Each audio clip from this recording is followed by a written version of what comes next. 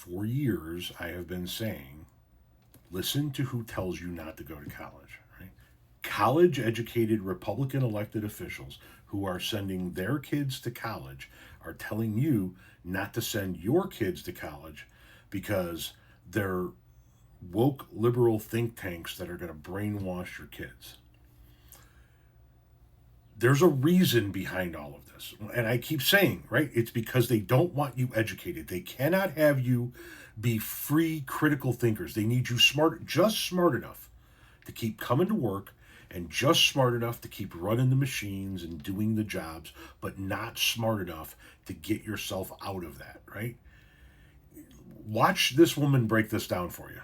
Debt cannot be wiped away. We used to have free public college until Reagan. He helped cause the student loan crisis in the U.S. Before he became California's governor, the idea of free college had bipartisan support and was already offered in multiple states. So why'd he do it? In 1970, Reagan's education advisor, Roger A. Freeman, said the quiet part out loud. We are in danger of producing an educated proletariat. That's dynamite. We have to be selective on who we allow to go to college. That's the real reason for Reagan's tax on higher education, to keep people in debt or uneducated so they fall in line and don't challenge exploitative systems. Here's how he did it. In the 60s, California's public colleges charged no tuition. When he became governor in 67, he declared war on radical campuses for allowing students to protest the Vietnam War. The beatniks, radicals, and filthy speech advocates. Sound familiar? He even sent the National Guard to violently suppress them. That set the stage for him to gut funding, introduce tuition, and promote student loans. His attacks were so successful, they inspired conservative politicians across the U.S., creating a national shift away from public support for higher education. Then as president, he slashed federal grants and prioritized loans instead, worsening reliance on debt. That's why 43 million Americans collectively owe more than $1.6 trillion today. And now Trump is following in Reagan's footsteps by seizing wages, pensions, and tax refunds to repay student loans, attacking campus protesters, and cutting funding from colleges that teach things he doesn't like. Like Reagan, he wants a working class that falls in line and doesn't question authority. I don't think he's gonna find that here.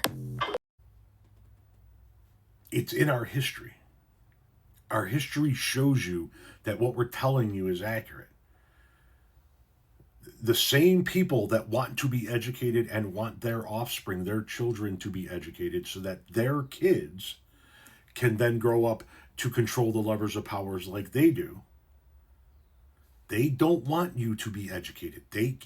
You being educated is not in their best interest. Tom, there are so many jobs out there that require a college education of some kind.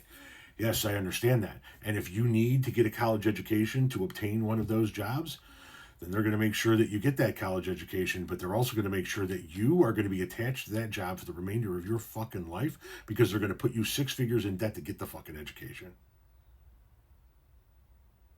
We used to do it the right way. But Republicans went, whoa, these guys are starting to think for themselves. Can't have that. No. Hence, the reason why we have what we have today.